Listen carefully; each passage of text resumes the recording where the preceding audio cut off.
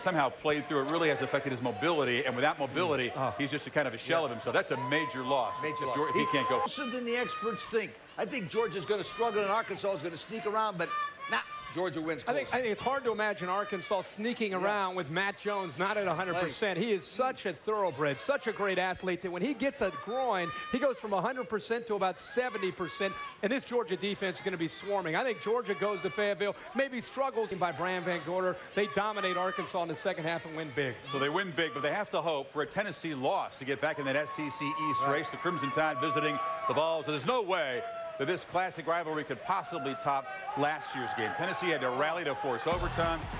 You can see Wesley Britt was carried off. Alabama was inspired. It was 20-20 at the end of regulation.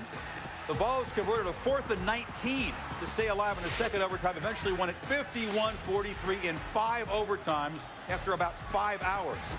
Today, the 87th renewal of what really has become a hate fest. After the pain of last season's loss, Alabama can now become bowl eligible by beating the coach that many down there believe ratted him out to NCAA investigators. And what about Fulmer? He gets a special spark in his eye, as players say, when he plays Alabama. He's owned them 9-2 in his career. He remembers the old days when Alabama used to beat Tennessee. And then you got the off-the-field stuff. Lawyers threatening to subpoena him if he came to the state, so he skips media day, countersuits, all that kind of stuff. This game, the Tennessee players really want to win it for Fulmer because of what he's been through. Alabama, they're hungry too. Shula wants to win with the smash mouth method. Vols want to kind of turn up the tempo in the game. Well, they do. And Tennessee has one of the best football teams in the nation when it comes offensively to offensive balance. They're led by a big, experienced line, 2 giant running backs, and a confident freshman quarterback. Gerald Riggs, number 31, is the #1 rusher for Tennessee. Tennessee ranks 4th in the SEC in rushing. And here's Eric Ainge, number 10. Watch him hit the winning touchdown against Ole Miss right here. A perfect shot, clutch situation. He's confident old Eric will take him. I think Tennessee's offensive balance and Rocky Top. I love this. Rocky Top over Georgia. Alabama. I mean, over Alabama. There we come. They got that right. They beat Georgia. It doesn't matter. With the injury to Brody Croyle, this Alabama team has become old-school Alabama, winning with a stifling defense and a physical running game. But against Tennessee's defense, they better be willing to take chances today on offense and try to get the football thrown on 1st and 2nd down, because Tennessee's going to be loaded to stop the run. And if they wait to throw until 3rd and long, they're going to see a lot of speed from this Tennessee defense. You look at the Vols, think about how far they have come as a young group from the night we saw them against Auburn to these last 2 weeks when they've come up with 9 sacks in the last 2 weeks, 5 of them against Georgia, then 4 last week against Ole Miss. I think Alabama, because it's a rivalry game, because they play great defense, and because they can run the ball, keeps this game close. But Eric Ainge and the Tennessee defense over the long haul gets it done. Tennessee beats Alabama. Like the Vols to win and to go on winning the division, because it's an obstacle for them today. Get past this. Yeah, it's looking pretty good. Looks very good. We're going to shift the focus to the ACC. We talked about the big weekend here on Tobacco Road, Florida.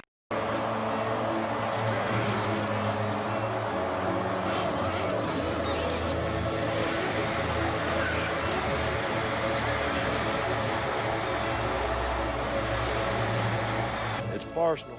Yep, it's Barstool.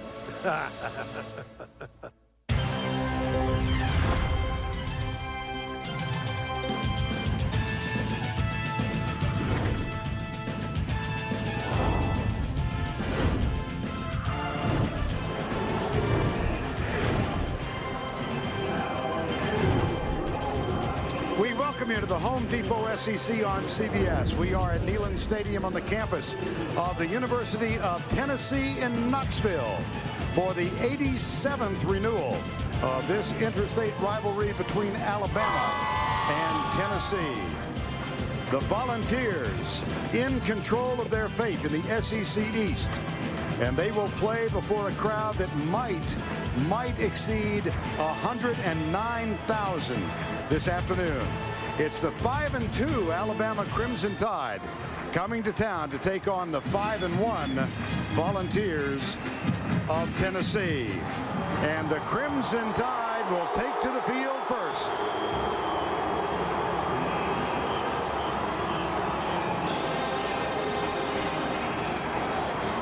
Their head coach and alum, a former quarterback for the Crimson Tide. In his second season, Mike Shula.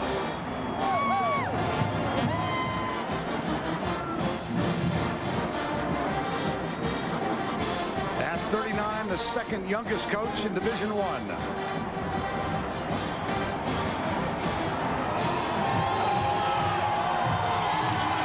And the tee is getting ready to open, which means the impending revival of the Volunteers of Tennessee.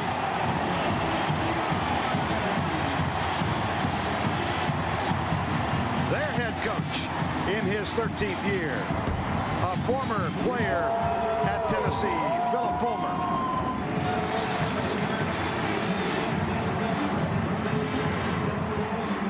And good afternoon, everybody. I'm Vern Lundquist, along with Todd Blackledge and Tracy Wolfson. In a normal year, say any of the previous 75 consecutive, this game represents one of the most intense and passionate rivalries in all of college football. But this is an abnormal year. Alabama is on probation. Court documents indicate that Philip Fulmer was one of several confidential sources who testified against the Crimson Tide in the NCAA investigation. Circumstances then became exacerbated by the filing of seemingly a multitude of lawsuits, one of which caused Philip Fulmer to avoid a mandated appearance at SEC Media Days in Birmingham in late July. He was, he said, concerned that his appearance in Birmingham would lead to the presence of a subpoena. And all of these things have attached themselves to a game that has real consequence. For Tennessee, they are in control of their destiny in the SEC East. If they win out, they will be in Atlanta.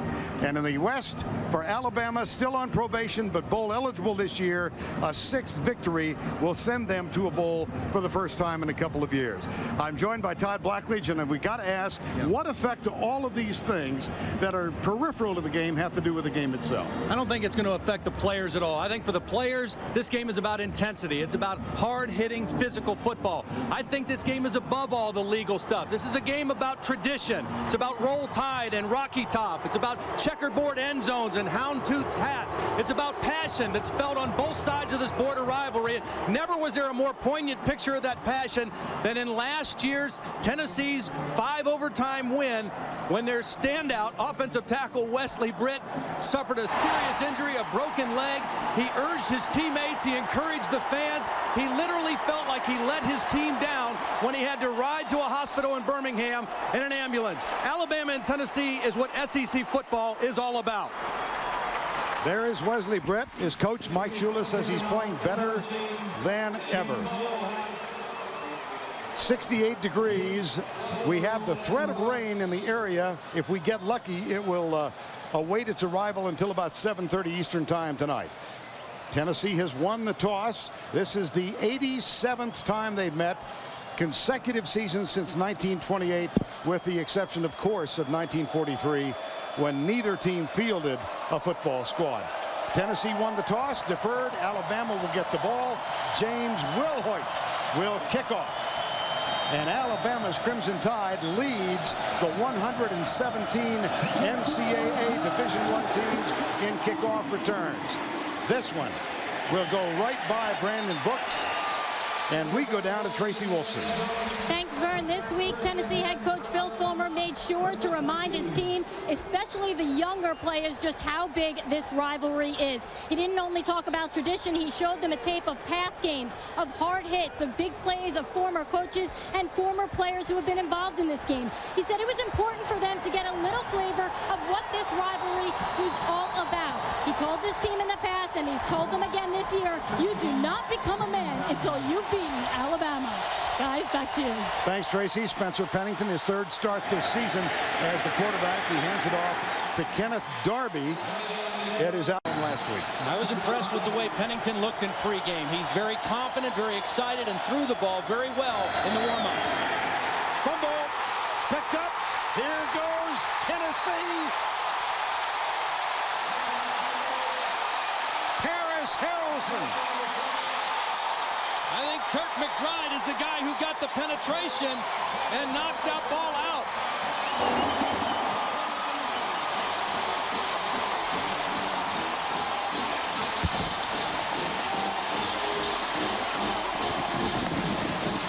McBride is starting for the injured Jesse Mahalona.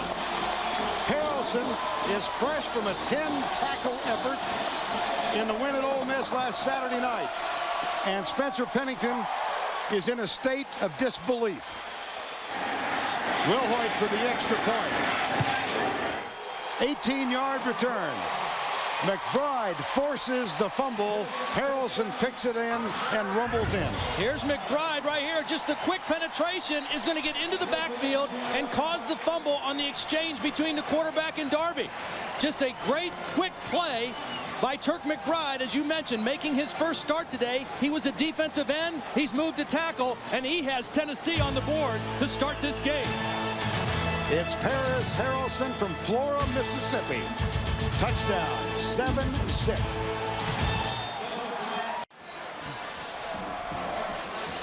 To call of 45 seconds, Tennessee's on the board. Fumble caused by Turk McBride when he got to Spencer Pennington about the time the exchange was made. And you see the turnover totals for Alabama. You know, and we got a chance to watch that play several times during commercial. I think it was the right tackle, Kyle Tatum, the youngest guy in that offensive line, that had the mistake. Here's the kick. Brandon Brooks, 5 yards deep. Touchdown, touchback. And let's go back to the touchdown.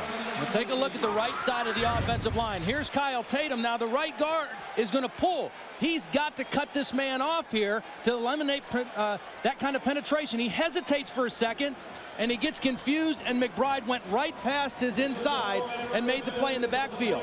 You can't allow penetration against your running game, and that was just a miscommunication up front and a misstep and a misplay by Kyle Tatum. Again, the only sophomore up on that offensive line. This is Turk McBride who forced the fumble. Spencer Pennington. Tim Castile, the fullback, starts in motion, draw play. Darby, nothing there. Back to the 20. Kevin Burnett, number 2, made the tackle. And let's take a look. Shula, 39 years of age. Second year as the Alabama head coach. His father and stepmother are here today. Don Shula, present at the game. DJ Hall is the motion man. Here's Pennington. And that one's complete to Castile out to the 26-yard line. There's a bobbled ball, but well, let's see. Tennessee is claiming they've got it. Now they're marking it down. Okay. Tennessee defense, you saw Burnett make that. Ole Miss was indefinitely suspended for firing a gun in the air on Sunday night. This one behind Keith Brown, the intended receiver. And he had him. You know, that's a throw that Spencer Pennington's going to have to make throughout this game, because he had his man one-on-one. It would have been an easy first down conversion, and he's got to make an accurate throw on a third down play like that. Bo Freeland on the punt on 4th and 4. They've changed punt return men now for Tennessee. Derek Tinsley is back. Jonathan Hepney, who had been doing those chores, had a muffed punt return last week at the Ole Miss 24-yard line. So here's Tinsley. He has returned 2 this season. Oh boy, they got in on that one. Good penetration, and this is off the side of Freeland's foot and will come to rest after being touched at the 48-yard line. That's a 26-yard punt for Freeland. Now, this is not a real positive beginning for Alabama. Turnover on their first possession, a punt on their next one, and a near block of a punt. And anytime that guy gets in there, even if he doesn't get the football, it affects the vision of the punter. Bo Freeland certainly affected on that one. Spencer Pennington on the bench. Tennessee's got the ball.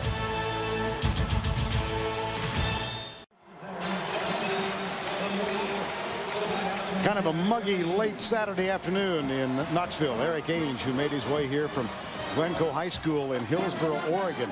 An 18-year-old freshman, started the season as a co-starter with fellow freshman Brent Schaefer, but he's really taken command. Yeah, and this situation really screams for a shot down the field. Good field position and a lead to start their first possession.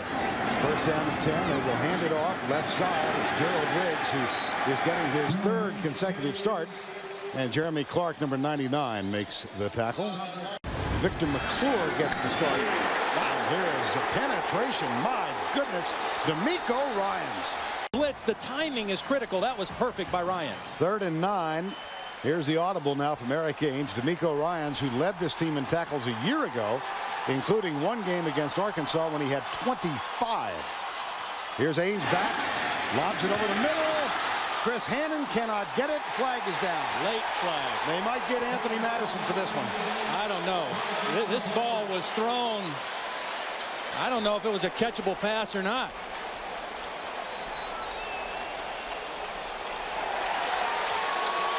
Now Anthony Madison is playing with a broken bone in his left wrist. And so he's a little limited with that left hand. There is, well, he did have a hold of the right jersey. So a good call on the holding. He did have a hold of the shoulder pad with his right hand. There's the left hand with the broken bone in the wrist. He was grabbing with the right hand. And one of the things for these cornerbacks, they're 5'10" and 5'9". They've got to be physical with these big Tennessee receivers. And you got to use your hands, but you got to do it legally. Now, Steve Landis is the referee, and he has not yet made public. Less than 15 yards from the line of scrimmage. Therefore, it's a spot foul. It's still a first down. So they just took off a little of the yardage. There's the difference in the heights. And you know, that's not that uncommon. We've seen a real trend with tall receivers, and it's hard to find tall corners. Shorter corners have to be physical at the line of scrimmage with those taller guys.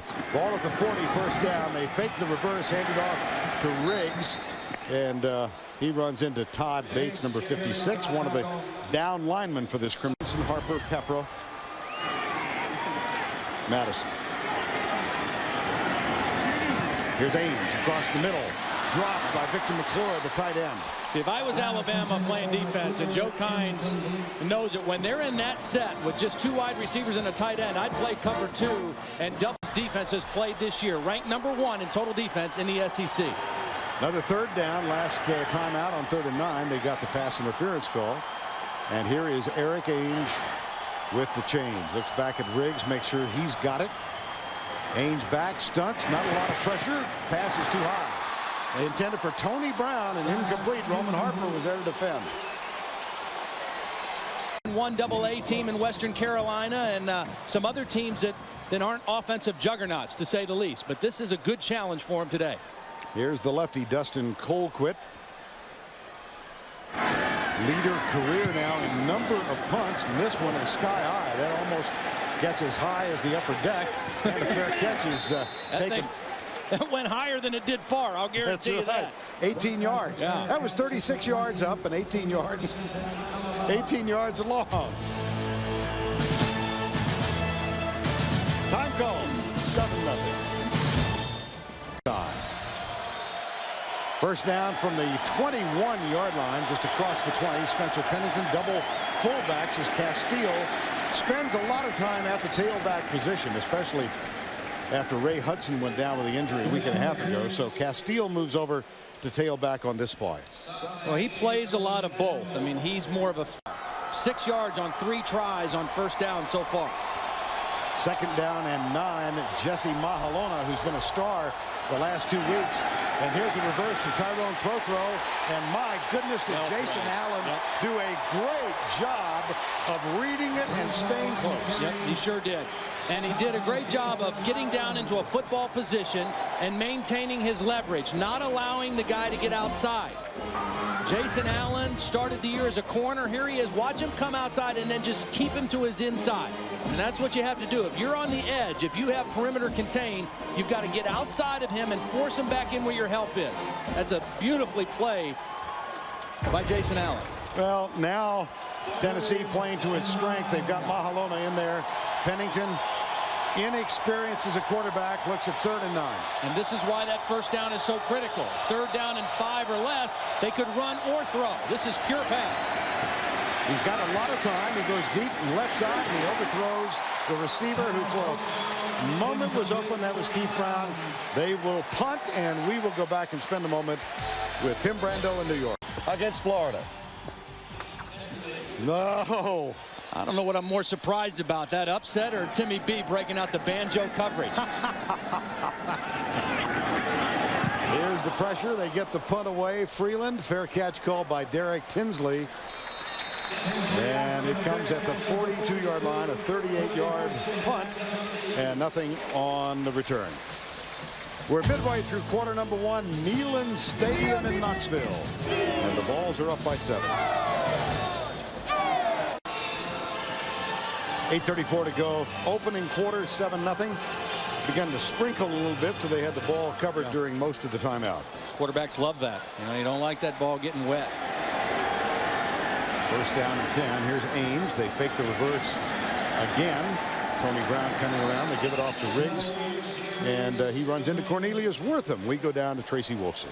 Thanks, Vern. I had a chance to speak with Colts quarterback Peyton Manning a few weeks ago about Eric Ainge, and he said he was very impressed at how poised he was for an 18-year-old and that he really enjoys watching him play. Well, he got the chance last week to see him in person when Tennessee faced Ole Miss. During the pregame, they caught up for the first time in the locker room, talked a little football. Ainge told us yesterday Manning is as good, if not a better guy than he thought he was, and a very good role model, one he said he's looked up to for years. Quite a moment for an 18-year-old.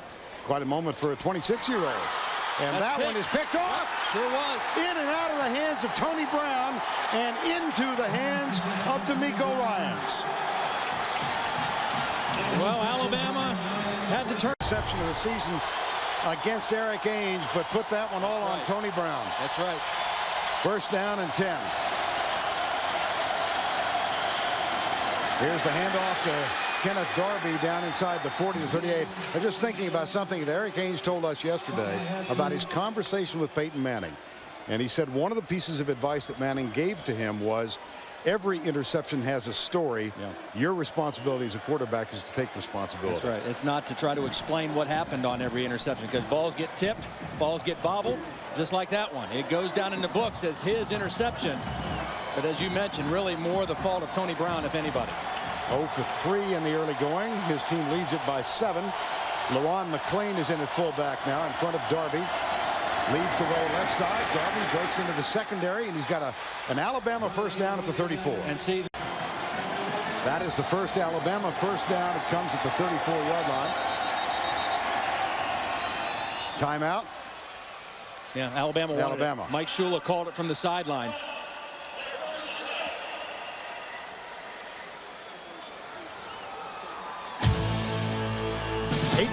7 up on an 18-yard fumble return. Timeout. 6:40 to go opening quarter. Tennessee's touchdown, an 18-yard fumble return. Timeout just called by Alabama as Mike Shula appeared a little uncertain about something, or a little displeased about uncertainty. You look at what they've done in their 5 wins. They've run the football, they've possessed the clock, and they've protected the football. But I think a key for them today, they've got to hit a few passes. They don't have to throw it 30 times, but they have to pass with some effectiveness. Here's Pennington, and there's an effective pass. Close out Florida 38-31. Congratulations to Sylvester Croom. Indeed, congratulations, Tim. We pass him along as well. And boy, will there be noise in the system in Gainesville this week. Wow. Here's Pennington, play fake. Deep left corner, Prothro's wide open. Has to wait forever on the ball. Oh, my goodness, they had 6. And see, when you're out there on an island as a cornerback, the way Rashawn Fellows was, you've got to... That's a 22-yard pass completion. Prothro's 11th of the season. Alabama 16 rushing touchdowns coming into today. Here's Castile. Make it 17. Bangs over for the score. Danny Martz, number 79, pulled and led the way. Yep. You've got 3 centers, seniors in there. Danny Martz, the right guard. Evan Mathis, the left guard. Wesley Britt, the left tackle. And that's right where they ran the football with Big Tim Castile.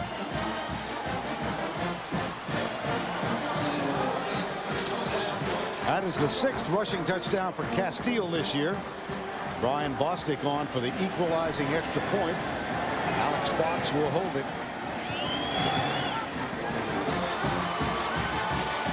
We're tied at 7.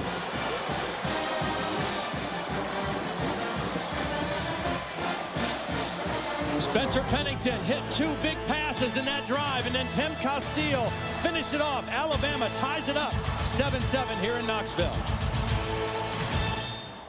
Near the 22-yard line. We'll go back to the touchdown. Some excellent blocks on this completions to get him near the end zone. First down from the 22-yard line. Here's Ainge, who's yet to hit his first pass play. Riggs is belted by Freddie Roach, number 8. And Todd Bates was there as well. Roach, who's moved to the outside. Jawan Garth, the weak side. They're playing 7 and 8 guys as opposed to just 4 or 5 like they've done in years past. Loss in the play. Here's Ainge back to throw. Bounces to D'Amico Ryans, put some pressure on him, and it's thrown away, incomplete. Yeah, Ryans was all over him. And they very easily could have caught a holding, because I think D'Amico Ryans got held at the end of that rush. So good play by D'Amico. 3rd and 11. This is another 3rd and long that Alabama has forced Tennessee to confront. Hand it off. Riggs wide open. Deception play. A hold is going to bring it back. Wow. Tough penalty. It's going to go on Aaron Sears, the right guard. They really fooled Alabama with that play. It's a misdirection draw where the quarterback starts. 3rd and 20 from the 12. 3 wideouts, 2 to the left, 1 to the right. Brett Smith. Here's a draw play. They keep it conservative, and Riggs is the 208th of his career. That's number 1 all time. Get complete college football coverage at CBS Sportsline, and a reminder, fantasy basketball leagues are forming now. Get in even at 1 apiece. A fumble return for a touchdown by Paris Harrelson of Tennessee, 45 seconds in. D'Amico Ryans got an interception that led to the Alabama touchdown, and the Crimson Tide has the ball. Here's Darby, gets a block in the corner, and then surges across the 45-yard line. Tackle made by Gerard Parrish. And that is a win for Alabama. They really have the advantage with this offensive line in this running game. Darby and McClain behind Pennington. Darby got a little wiggle to him, doesn't he? Yeah, he does. He does. I think that, you know, he and Ray Hudson were pretty much interchangeable, and Sparky of 200 his first start. And Tennessee has gone to 5 down linemen now. First time they've shown this all season. First time they've shown it in this ball game. Darby might be enough for another first down. Across the 50 it is. Control the clock and then hit a few key passes to make that defense be honest. Castile is the tailback. Pennington wants to throw it deep right side. He goes deep for DJ Hall. That's a jump ball, and it's knocked incomplete at the 11-yard line by Rashawn Fellows, number 36. Nice play by Fellows. Again, a little bit of an underthrow that time by Pennington. He's got to get that ball in the air in a hurry and let his man make the play. Now, it's okay sometimes. One-on-one, throw that ball up there and let your receiver have a chance to make a play. DJ Hall is 6'3". Rashawn Fellows is 6 foot. Throw that ball up there and let him go up and be a basketball player and come down with the football. 2nd and 10. Castile stays in the backfield. Keith Brown, top of your screen. And this is Johnston, the tight end, in motion. They'll run it to Castile. Spins out of 1 tackle, but right into the arms of Kevin Burnett, who came back this year. Had a red shirt 2 years ago when he was injured in the first game, and Burnett came back. He didn't feel like he played all that well last year, and wanted to enhance his post-collegiate opportunities. Well, he's playing well this year. He really is. You see 51 tackles. He was named one of 12 semifinalists for the Butkus Award this week. And he's been a good senior leader of this Tennessee defense. 3rd and 7. On 3rd down and +6. They run 51% of the time. This time they throw it, and Prothro's got the first down. Wow, nifty bit of running after the catch by Prothro. He didn't have the first down when he made the catch. Action up running for the first down. Pennington has completed 4. And he hands it off to Darby again. Darby breaks through. Hefney is up around the shoulders to make the tackle, but a fine piece of running again, Todd, on first down. Yeah, really good running. I mean, just good patience by 7, 2nd down and 3. And as the quarter nears its conclusion, Alabama threatens to score again. Slip it to the fullback. McClain breaks a tackle. First down inside the 20. I think these first quarter. Well, Tennessee scored in the first series. They returned a fumble 18 yards for a touchdown. Since then, offensively, nada for the Volunteers, and Alabama has tied it at 7, and they're threatening. That's the end of one. We'll return to Neyland Stadium after this message and a word from your local station. Y'all gon' make me lose my mind. Up in here, up in here. Y'all gon' make me go all out. Up in here, up in here. Y'all gon' make me act a fool. Up in here, up in here. Y'all gon' make me... Volunteers could use a boo out of Kevin Burnett right now. We start the second. Vern Lundquist, Todd Blackledge, Tracy Wolfson. And a first down 10, Alabama in a tie game. They've got this first down at the 18 of the Volunteers. Darby the setback, McLean the fullback, Pennington draw play. And Darby squirts through and is down inside the 15 at the 14-yard line. Well, if you joined us late, in the first minute, an 18-yard fumble return for a touchdown. Yeah. Great resiliency by this Alabama team. Yeah, I think the real key was their defense stopped Tennessee on the second possession. When Tennessee had good field position again, they forced a punt. The third possession, they got the interception, and now the Alabama offense starting to control the line of scrimmage. 91 yards to 1 yard in that first quarter. They dominated action. They held the ball, and right now they're threatening again. Gain of 4 in the last play. See the first quarter numbers. First down, 6-1. And here's the handoff to Darby. He's caught behind the line. Burnett is the second man there. The penetration made down low by Jesse Mahalona, who has just been terrific the last 2 weeks. And Mahalona is playing on a badly sprained knee. I think that's the only second time that the Tennessee defense has gotten penetration, and both times something good has happened. They got the fumble when McBride got the penetration. That time a loss of yardage running play for Alabama, bringing up 3rd and long from the 18-yard line. This is where Spencer Pennington needs to be very smart. I wouldn't be surprised to see him run the football here. 3rd and 9. He will throw. He gets good protection. He goes in the end zone. And Prothro has it tipped away by Rashawn Fellows. Boy, I don't know if Fellows got a hand on the ball or not. It looked like Prothro got both hands on the football. This is a good throw by Pennington. Yeah, he did. He did get his hand in there. Nice play by Rashawn Fellows. Man-to-man coverage, the post route, tough to defend. Did a nice job there. The redshirt freshman, 2 freshman cornerbacks for Tennessee in the ballgame, Fellows and Heffney. That brings on Brian Bostic, the senior from Coleman, Alabama, 34-yarder. He's 8 of 11 for the season. Alex Fox will hold. Drew Lane will snap it back just to break the tie. 5 of 6 from this range of the field. Good snap. The hold is down, and the kick, perfection.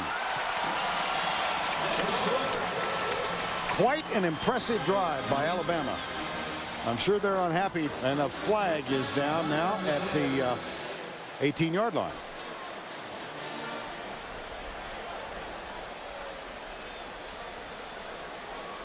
And Steve Landis is going to let the other guys discuss this one.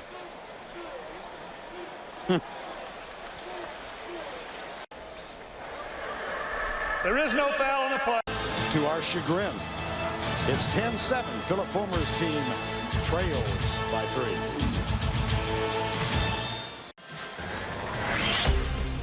(10-7) here, Alabama. I know those honors are even more significant than what I was about to say, but in terms of sports, I haven't seen a more courageous effort than what Curt Schilling put up in Game 6 a couple nights ago. That was impressive. Anybody that's ever played anything had to be impressed with that courage. I would agree. Corey Larkins is back to return it, and Christensen will kick it off. Mentioned 15 touchbacks this season. Earlier in the year, he had problems with kicking it out of bounds. He's done that 7 times. This one, there you are, touchback. He's of the week. Who's oh, it's a double. Well, I'll tell you, first down, the key in this game for both teams. Alabama's ability to gain yards, Tennessee's ability to defend it, and right now a huge edge for Alabama being productive on first down. Cedric Houston, his first appearance in the game. Here's a play fake. And Ainge fires it deep behind the intended receiver, Derek Tinsley, who was all by himself. But that's a tough throw for the right-handed quarterback throwing back to the middle. That's one where Eric Ainge probably should just run the football. He's out there. He's got some room. He might pick up 5 yards. They're struggling to gain anything on first down. Tinsley is open, but this is not an easy throw by any means for any quarterback. Eric Ainge is still looking for his first completion in the ball game. The 6'6" freshman, 18-year-olders. Mom and dad are here. His grandparents are here as well today. Don Ainge and his wife. Here's Ainge. There's the first completion. And a flag. Nope, no flag. Something came flying. Yeah, that was a football on the sideline. Okay. Well, it was a brown flag. Let's go back to New York. Spend a moment. All right, thank you, Tim. 3rd and 5 here. Flip complete. Tony Brown. That's a first down at the 32-yard line. Gain of 7. Charlie Pepra made the tackle. Well, Eric's mom and dad, Doug and Diane, have made the trip for every game. Well, Diane was not here last week, but Doug and Diane have come back from Portland, Oregon. Do you think Diane bought that hat in Portland? I don't think so. I don't either. And granddad, Don Ainge, is here as well. And, of course, Doug Ainge, a basketball player at Brigham Young University. Danny Ainge, Doug's brother, great star in the NBA, and now chief executive with the Boston Celtics. Danny is not here. And here's Houston. Well, Eric Ainge had a great game last week against Ole Miss. Go back a few years and remember Danny Ainge when he played basketball at BYU. Ainge under center. Ainge brings it up. Ainge back to throw. He crossed the timeline. 3-step drop. Sets up. All the way through. Lobs the ball for the end zone. Goes all the way, drives in. Man wide open. Touchdown, Tennessee. Quite a moment. Ainge and Ainge, generation apart. And D'Amico Ryans makes the tackle here on Cedric Houston. You know, Tracy was talking about when she talked to Peyton Manning and how Peyton mentioned Eric Ainge's poise. And that's the thing that stands out to me about him. His poise, his calmness under pressure, and his ability to overcome adversity. Something bad happens, throws an interception against Ole Miss, return for a touchdown, comes right back on the field and leads them 83 yards down the field. So this little bit of adversity early in this game is not going to shake up this young quarterback. 3rd and 2, a 10-7 Alabama lead in the second quarter. Here comes the rush, and Ainge throws it away, and that will be intentional grounding. Not outside the tackle box. For him, it was not an all-out blitz, but Roach came unblocked. Dustin Colquitt's 3rd punt, and Brandon Brooks awaits it inside the 15. This is where Ole Miss faked a punt last week, or Tennessee against Ole Miss. Penalty marker down. Yep. And Craig Colquitt, or Dustin Colquitt, saw it and did this on his own. I mean, he just made the call and threw it out to Chris Hannon for a big first down conversion. And that time, Alabama was trying to bait them into doing the same thing, and it resulted in a 5-yard penalty for Tennessee. False start. Mark it back to the 39. Meacham was out here. He's one of the gunners. Now they're up to check both gunners. And Colquitt will punt it away. Line drive. Poor punt. Bounces at the 30. Gets a great Tennessee roll, but a chance for the return. Block in the back. Yeah, this one's coming back. That was an obvious block in the back. The first block was okay. The second one was not okay. Spencer Pennington and the offense getting ready to come back on with 10:42 to go. Time has been called, and CBS Sports coverage of the Home Depot SEC on CBS continues after this word from your local station.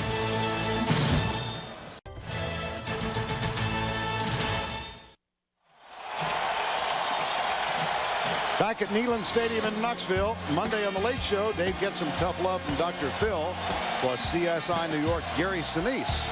Monday, right here on CBS, America's most watched network. From the 13, first down and 10. High formation behind Spencer Pennington. Johnston, the tight end, in motion. And here's Darby, almost broken.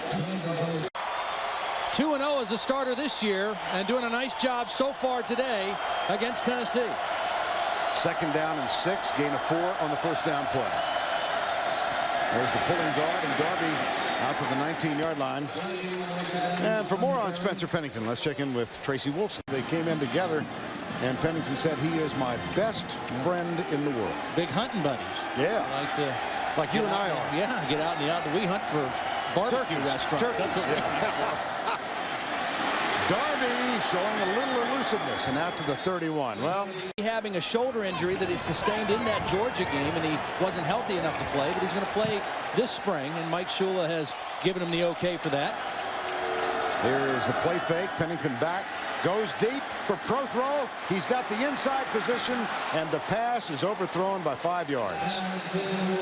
When you play a team like this, and they know you can run, they're going to take some chances. They're going to crowd the line of scrimmage and give you some opportunities to throw the ball downfield.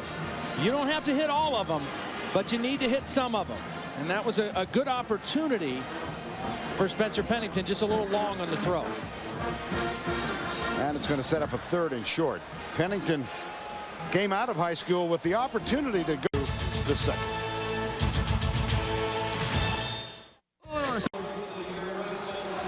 .846 to go in the second. 10-7 Alabama, and they look at a 3rd and 3 now from their own 32-yard line. Alabama 2 of 5 on 3rd down so far in the game, but both of their conversions 2 for 2 on 3rd and 3 or less. So this is their hot spot right here. 4 wideouts, 1 running back, no tight ends, and Pennington the quarterback. Quick setup, comes out of the backfield, and that one is to Ezekiel Knight, number 84. And I don't believe he got enough. No, I think he's going to be a hair short. Ezekiel Knight is a big young receiver, 6'3", 210 pounds, and a very physical tackle right on the sideline. A safe pass tonight, a little arrow route. You want him to turn upfield and get the first down, but it's just a hard hit. Is that Hefney? Yes. Nice play by the freshman cornerback, coming up and making a solid tackle right at the point of the catch. Now the opposite side of the field, a little bit hard to eyeball it from there. Whoa. And it's a good thing they did bring him. Whoa. Alabama was running their punt team on the field before the officials stopped. I mean, they were ready to punt. 1st and 10, just outside the 34. They'll officially call this the 35. They fake the reverse again, about the 3rd time they've run that play, and Darby runs into Carlton Neal. Go back and take a look at this, Todd. Well, they're running the punt team in because this official initially held up his fist saying 4th down. And then he decided, look, here it is. He's holding up the fist, 4th down. Alabama's running the punt team on. And they say, wait a minute, maybe we should take a look at this. And there is a player down.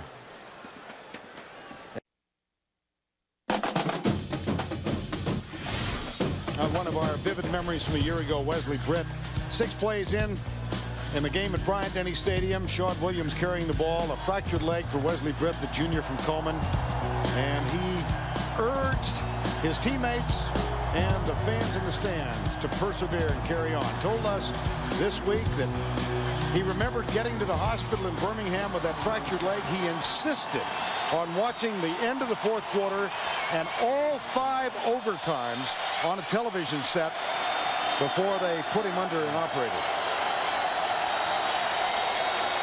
2nd down, Pennington back. Left side, tip, nice play. Oh, boy. Hefney, number 33. Jonathan Hefney is going to be a great corner, I think, here at Tennessee. He's a very young guy, played last year at Hargrave Military Academy up in Virginia. He's got really nice cover skills. Also a dangerous return man. Read that one all the way. Didn't get fooled at all by the route and was there to knock it away. 3rd and long now for Alabama. And good news for Alabama. Ethan Mathis is back in at left guard. So did step out of the way in time. Tim Castile is the running back. Pennington. See if Tennessee's coming. They do bring the blitz, man coverage, and Keith Brown has to turn around. He did. Boy, did he ever. You know, this is just a ball that Spencer just didn't put in a good place because Keith Brown ran by Hefney on this one. I think, you know, Hefney squatted on the last route and made the play on the out route. This time he stayed there and Brown went right past him, but Pennington threw the ball out of bounds. Again, you're going to get shots down the field. You've got to hit a couple of them if you want to win a game like this. You don't have to hit every one, but you've got to hit some of them down the field. 4th and 9. Derek Tinsley awaits the punt of Bo Freeland. And he's inside the 25-yard line. Tinsley moves up, grabs it, avoids the first contact, has some room. Here we go. Looks for blocks, gets him. Down at the 29.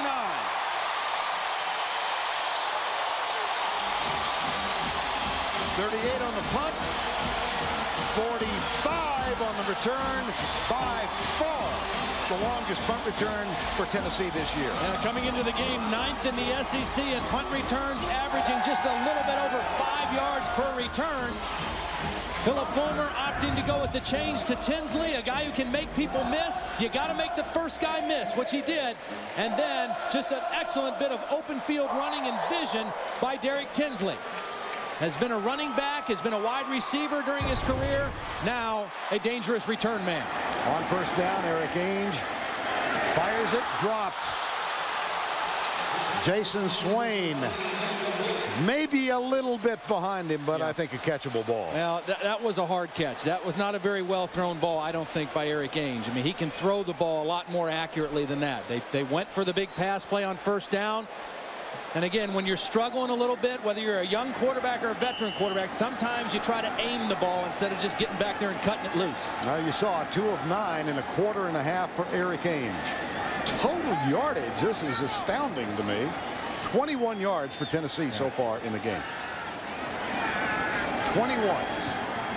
Quick setup.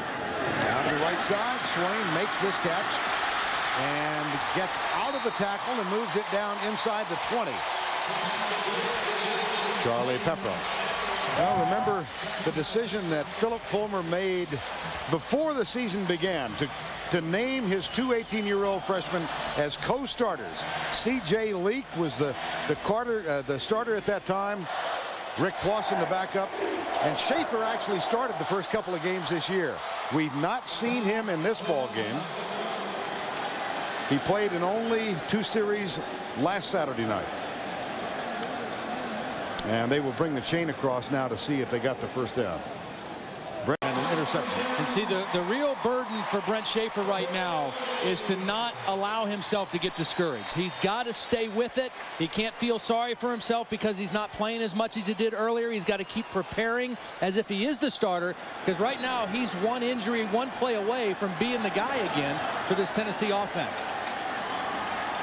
First down and 10 after the measurement. And here's Ainge. Corey Anderson, number 45, who's a loaded fullback, 270 pounds. He's been really an effective blocker and pass receiver. Out of the backfield. There's the inside route. Touchdown, Tennessee. Jason Swain, who grew up in Huntsville, Alabama.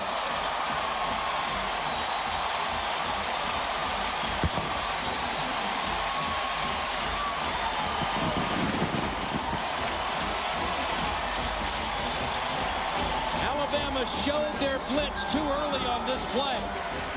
Eric Ainge saw it. He backed away. He audibled to the quick throw. Alabama stayed with the blitz, and Eric Ainge made him pay for it. James Wilhite with the extra point. Up and good. Set up by a 45-yard punt return from Derek Tinsley. One-on-one coverage. Jason Swain uses his strength to get inside of Madison right away, and then an accurate throw by Eric Ainge to beat Anthony Madison. Tennessee leads 14-10 with 6:40 left in the half.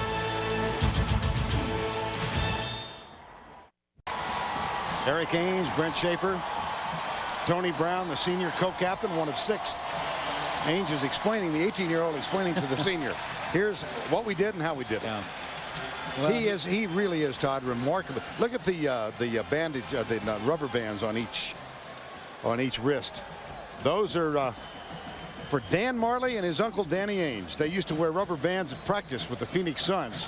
Eric used to go down and watch him. He's worn rubber bands ever since. Got one left, one right. He's amphibious after all. Wilhoit will kick off. 14-10 Tennessee.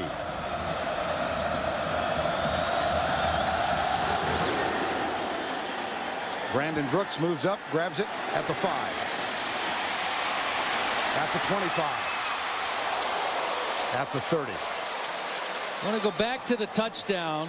You remember the big punt return by Derek Tinsley, gave him field position. This is what Ainge saw. At first, Alabama is showing like an umbrella coverage. Looks like zone, but then at the last minute, he's going to see blitz look coming up. So once he sees the blitz, now he's going to back away, and he's going to change the play. He's going to make sure he's got protection. He's going to go to an individual route out here for the post pattern against man-to-man.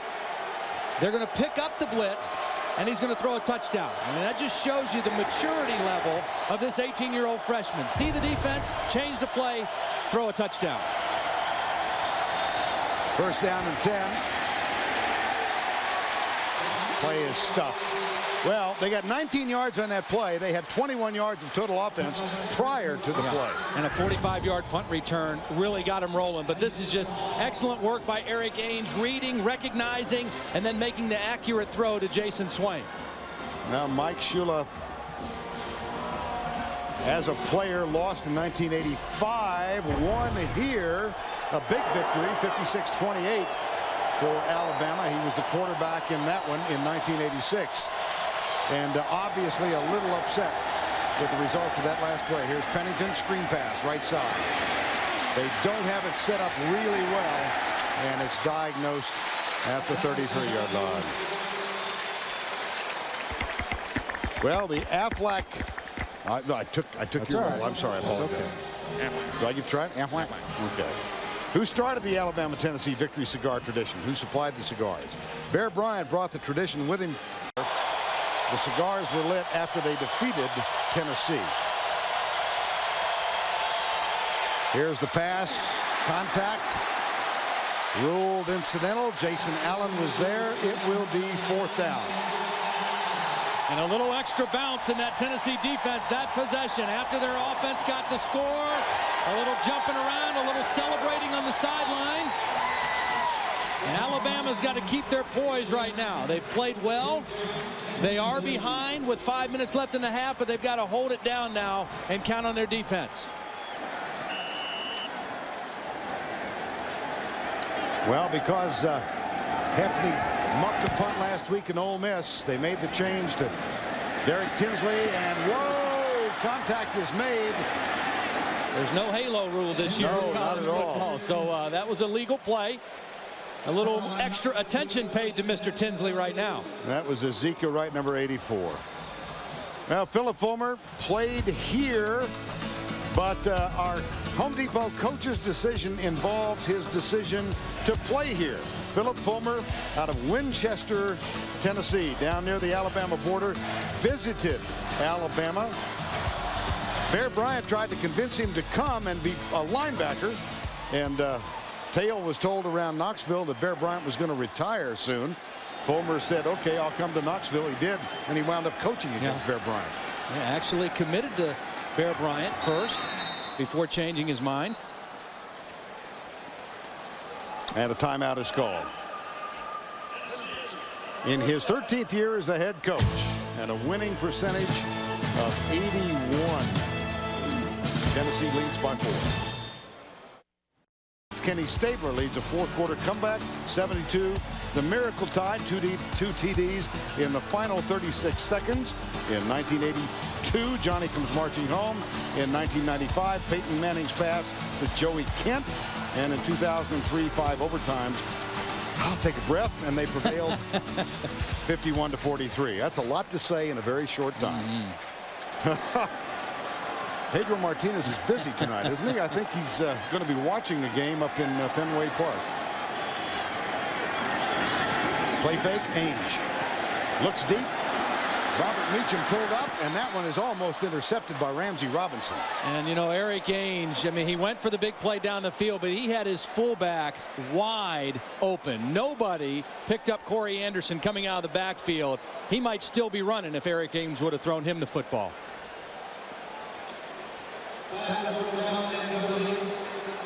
This is a critical drive in the football game right now for Alabama. They've got to hold this thing down. Tennessee got some momentum after the punt return and the touchdown. Joe Kynes' defense has played marvelously until they had the short field on that last drive. But they've got to shut it down here. On second down, Gerald Briggs Bingo. Daniel Brooks, number 42. And Mark Anderson. Freddie Roach was also there. Anderson led the way, and it's going to be 3rd and 8.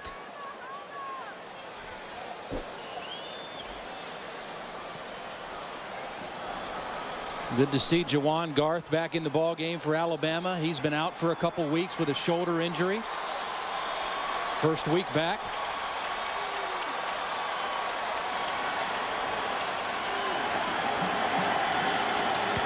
Gerald Riggs, 8 carries for -1. Here's Ainge firing it deep. Tony Brown got it. No, they're calling it incomplete. There was a good hit right at the point of the catch, and Tony Brown, for the second time today, not able to hold on to the football. Charlie Pepper delivered the blow. Yeah, you remember he was the guy, Tony Brown, that bobbled the ball that was intercepted by D'Amico Ryans. Now, right at the end of the play, his feet are going to come down and bound, but not able to maintain possession. Good high hit by Pepper. I'll tell you what impressed me almost as much as the hit. The casualness. Pepper just walked over and sat down. Yeah. Took a seat on the bench. It's a punt. Just doing my job, Coach. Absolutely. Doing my job. Out of Plano High School. Brother Richard played at Wyoming. We've told the story many times in Charlie's career at Alabama. He signed with Dennis Franchione to play. And officials shaken up, but if that is the case, he's fine now. And here is Dustin Colquitt, one of the kicking Colquitts. Father, uncle, he's got a brother who's on the team as a freshman now. And this one is going to be out of bounds and marked there at the 27-yard line. And for more on the kicking Colquitts, let's go to Tracy Wolfson. You're right, Vern. It is all in the family when it comes to punting here at Tennessee. All-America punter Dustin Colquitt is currently 2nd on the school's punting list with a 43.06 average. That trails only his cousin Jimmy and is just ahead of his father Craig. And it should stay in the family for years to come. Dustin's brother Britton is a freshman at Tennessee. Back to you guys. All right, Tracy, and you know who the number 4 punter in Tennessee history is? Oh, there's an Affleck question for you. I don't usually. To be answered, I know you don't care about these. Looking at those. No, but deserves an answer. Yeah, the number sure. 4 career punter is one of the only players to ever play professional football, professional basketball, and be a professional golfer. Huh? Wow. Ron Whitby, old friend from Dallas Cowboy days in the 60s. Played in the ABA. Gotcha, didn't I? Yeah, you did. And you don't care, do you? Well, no, I do, because I'm impressed with your knowledge. Yeah, it's Trivial Pursuit again. There's the handoff to Castile, and he is wrapped up right away by Omar Gaither, number 44. And really here in the second half of the second quarter, Tennessee really starting to squeeze this Alabama running game with a little more effectiveness. Alabama ran the ball well in the first quarter. This second quarter, not nearly the same kind of success running against this Tennessee front 7. I think that's where the improvement in this defense over the last 2 weeks for John Chavis has come, in that front 7. They've become much more stout in the last 3 weeks of this season. 3rd and 9. Pennington in the gun. 4-man rush for Tennessee. Pennington goes deep left side, almost intercepted. He's late. Yeah. See, he's late throwing because he's trying to aim it in there. He doesn't want to make a mistake. But when you throw the ball late, it allows fast defensive backs to break on the ball and make plays. You've got to throw with a little more anticipation. But when you haven't played a lot and when you're not throwing with a lot of confidence, you tend to hold the ball a little bit too long and wait too late to let it go. And Jason Allen, an easy play for him from his free safety spot. Second consecutive 3 and out now, forced by Tennessee. Here's Derek Tinsley, backs up and grabs it at the 14. Heads left, Ezekiel Knight slips, and the flag is down at the 25-yard line. So probably this one's going to go against Tennessee and come back. Wipes out an 18-yard return. Well, this has been a dormant factor for Tennessee in the first 6 games, and they're getting punt returns now from Tinsley, a former running back. Yeah, good move by Philip Fulmer, and really something that had been a strength for Alabama coming into the game. They came into the game as the #1 team in the conference in net punting, really doing a great job of covering punts. But that Sunday on CBS, 40 years ago. I've been impressed with the Alabama defense. You know, I was curious because of the competition that they had played coming in. Were those numbers a little inflated? They are playing outstanding football. The one touchdown of Tennessee's was their own defense scored.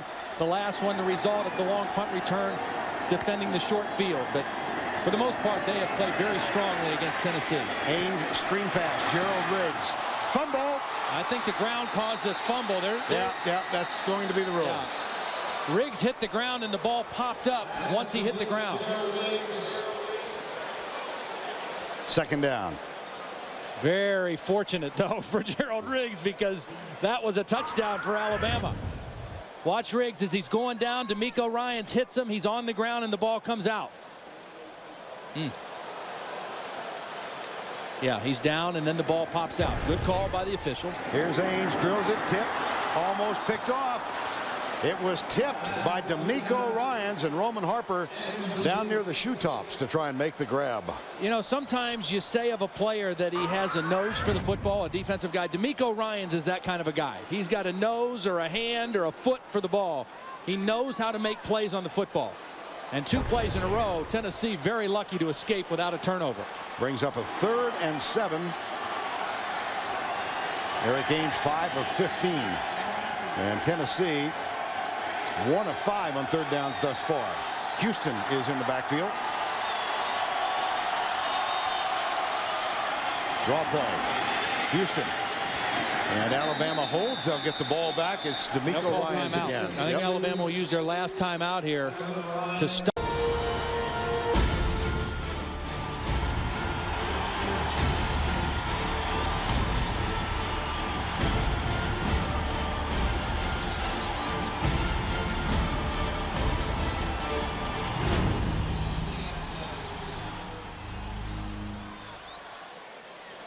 '87th renewal of this rivalry that has been played in consecutive years since 1928, with the exception of the war year of 1943.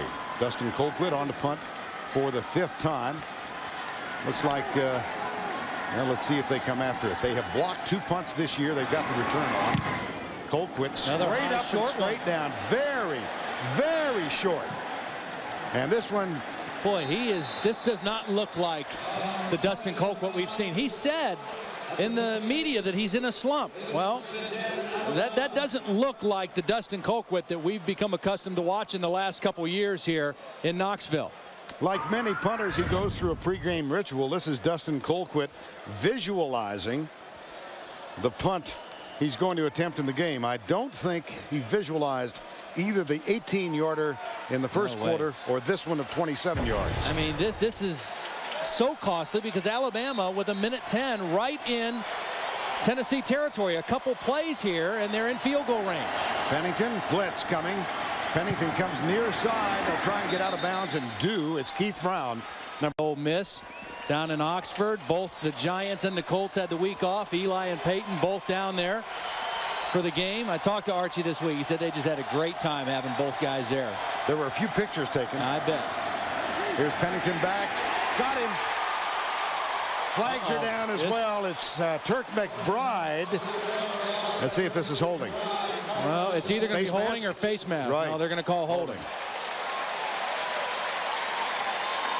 Well, they might want to decline this, huh? Yeah, Phillips saying that. Yeah.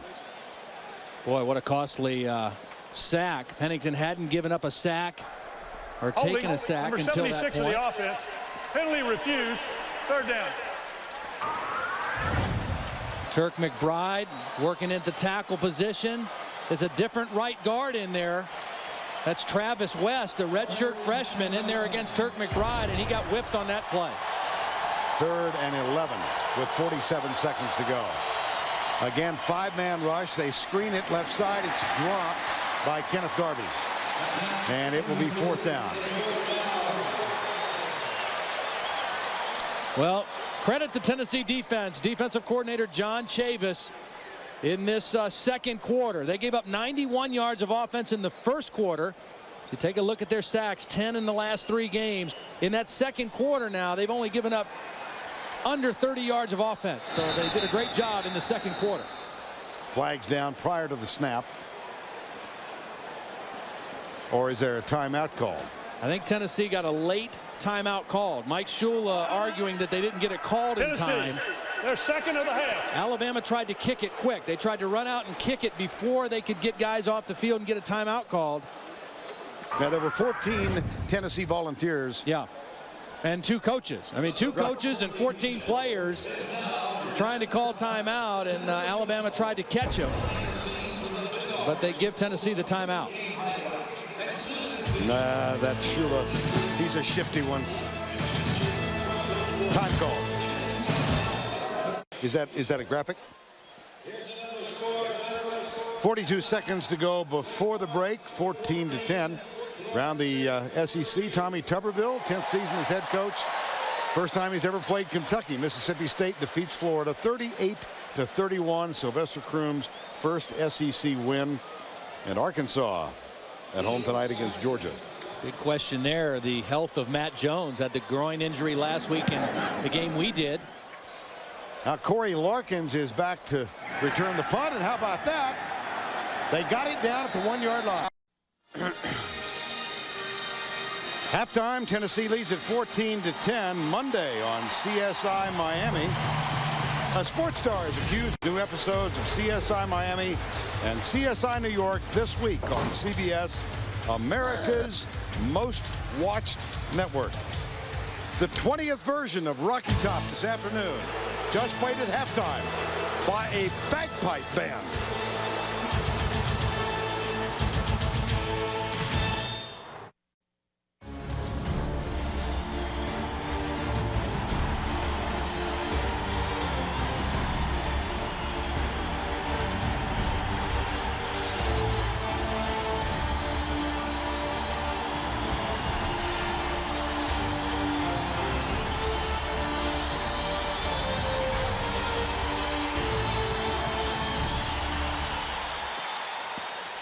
Crowd of 107,000 plus on hand, and a moment ago Tracy Wolfson with Mike Shula. Coach, you're on the road, only down by 4. Are you happy with what you've seen from your team so far? Well, I think we played hard. You know, we gave up the first touchdown, which was just a miscommunication, and then you know, they had the good punt return. That's how they got their second touchdown. But our defense is playing well. You know, we talked about, you know, how important the second half is always in this game, and we got to play better on offense. We got to execute in the passing game better. We're letting some guys up inside make some plays in the running game that we got to hopefully take care of in the second half. Thanks a lot. Good luck in the second half. Vern, back to you. Thank you, Tracy. Tennessee won the toss to open this game. They deferred their options, so they will receive the football to start quarter number 3. 14-10. Corey Larkins, number 23, is the deep man back.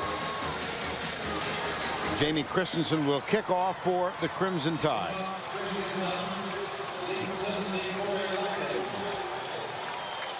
(14-10). Here's Larkins. And we are set to go. 87th meeting between these two. Boomed it.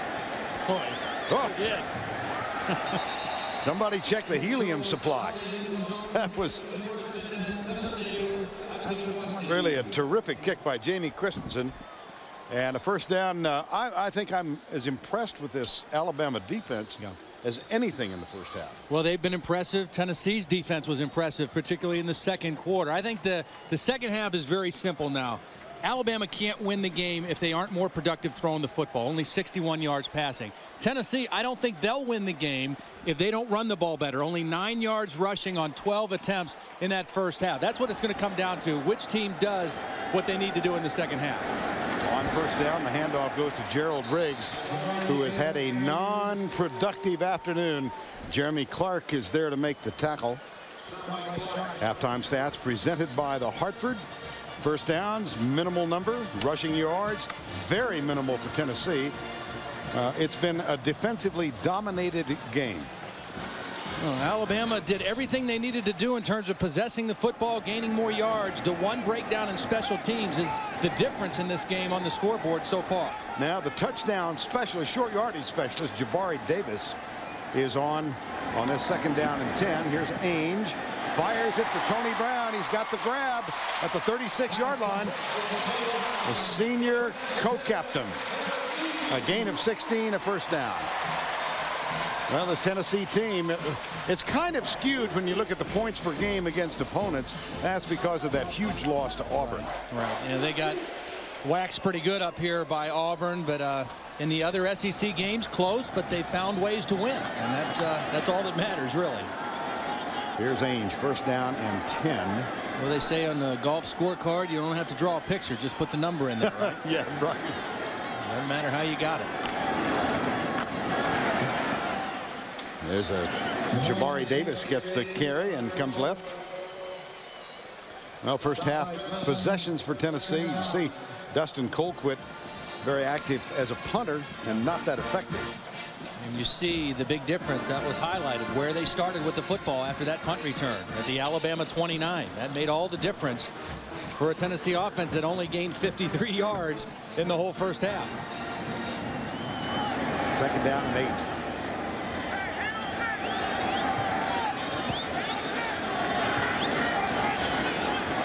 Davis still in as the tailback. And here's Ainge with time. Man coverage right side. Man open right side. Catch is made by Jason Swain. Great catch by Swain. Over Ramsey Robinson.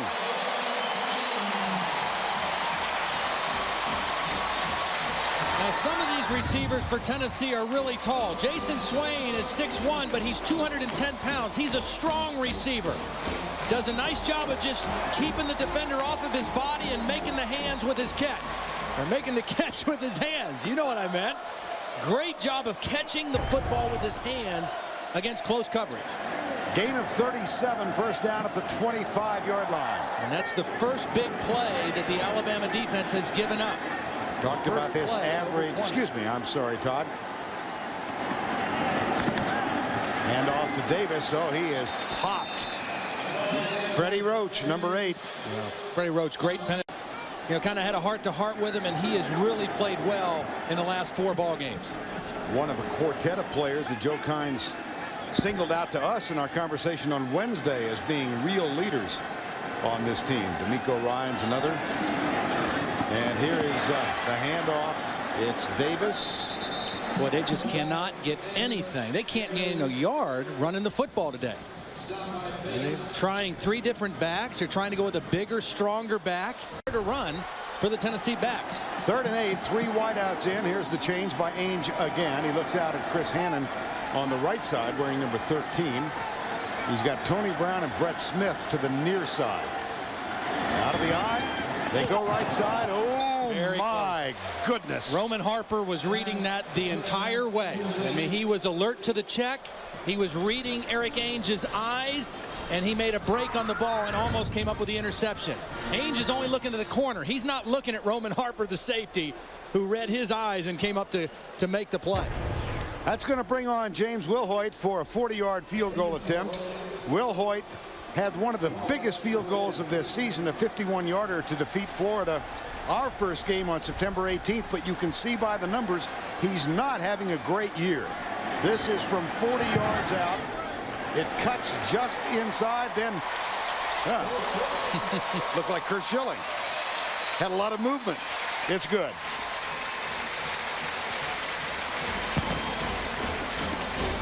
Wilhoit hits from 40. Philip Fulmer's team up by 7. 17-10 early 3rd quarter. 17-10, 11:32 to go. Tennessee increases the lead. They're about to kick off.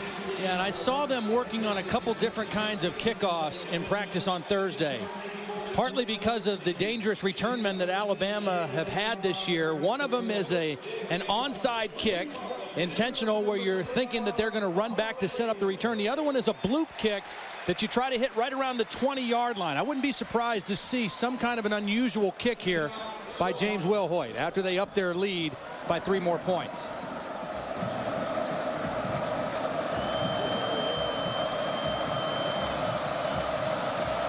Brandon Brooks, pro thrower, the deep man, and this is a conventional kick. Short, though. Yes, it is. At the 9-yard line, taken by Brandon Brooks. He's listed at 5'5" and 160 pounds. Jabari Davis makes the tackle. Let's go down to Tracy Wolfson for the SEC Moment presented by Sonic. Today's moment is all about Victory Cigars. In 1961, the Crimson Tide rolling to its first national. In 95, Tennessee ended a 9-game winless streak in the series, giving Philip Fulmer his first victory over Alabama as a head coach as the Vols broke out their own cigars in celebration. All right, Tracy. Well, this was in 1995. To a person, the coaching staff mentions that 95 victory is the most memorable in this series for them. And this is Philip Fulmer's 30th year. Randy Sanders, the offensive coordinator, his 20th Alabama game. John Chavis, the defensive coordinator, his 19th. Second down. Kenneth Darby back in. Spencer Pennington hit 4 of 7 to start the game, and then only 3 of his next 10 passes, and none down the field for big yards. Darby. Nice run. Breaks a tackle. Wow. Great effort by Darby. Yes, it was. And there's a second down effort to Castile and LaRon McClain behind Spencer Pennington on 3rd and 1. It'll be Castile. Oh, boy. I think his forward progress got it. Omar Gaither up around the neck to make the tackle, and Kevin Burnett with help. See about the spot. It was a very high tackle, and that's why he didn't get to fall forward for any yards. 5-man defensive line for Tennessee. Good push. And the high tackle, that stopped him right at the point. Bring the chains in. Ouch. Gaither is playing terrific football for Tennessee. Yeah, number 44. really is. Up short. Wow. 4th and very short. First possession of the second half. Mike Shula going to punt the football. And you know what? It's probably a smart decision here. The way his defense has played, don't put your defense in a bad situation. You've already done that twice in the ball game so far. Well, thinking about Dave Rader, the offensive coordinator, who said to us on Wednesday, there is nothing wrong with a punt. Yeah, punting's not a bad thing, especially if you play defense the way that we're playing defense so far this year. Dave Rader, who was for a long time the head coach at Tulsa and was also the offensive. Mike just still upset they didn't get that 3rd and 1. Here's Freeland, and a nice punt. Fair catch is called for and taken by Jonathan Hefney, number 33. See, that's okay. I mean, that's a great punt by Freeland. You put your defense on the field, and Tennessee is 80+ yards away from the end zone. That's sound, smart, conservative football for Alabama.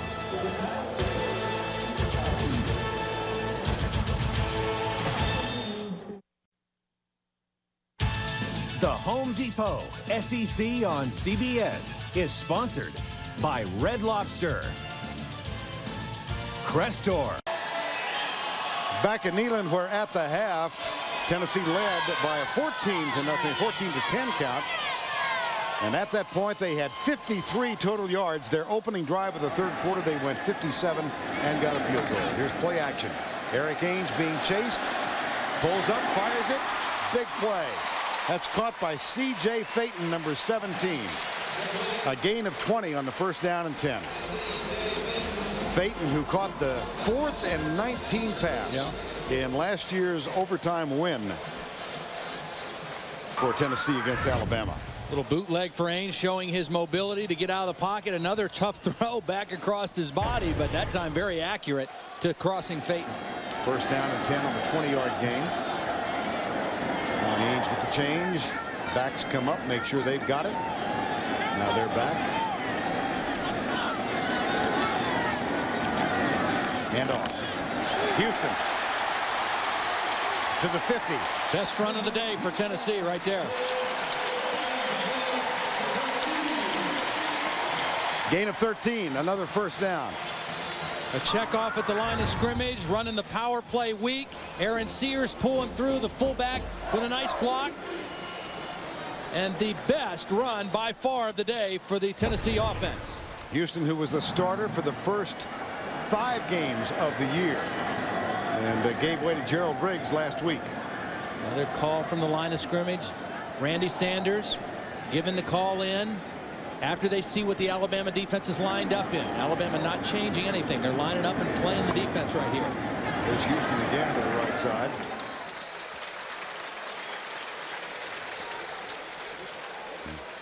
Well, after that pass completion to C.J. Phaeton, this was Eric Ainge, and it's Rudy Griffin and Eric Ainge.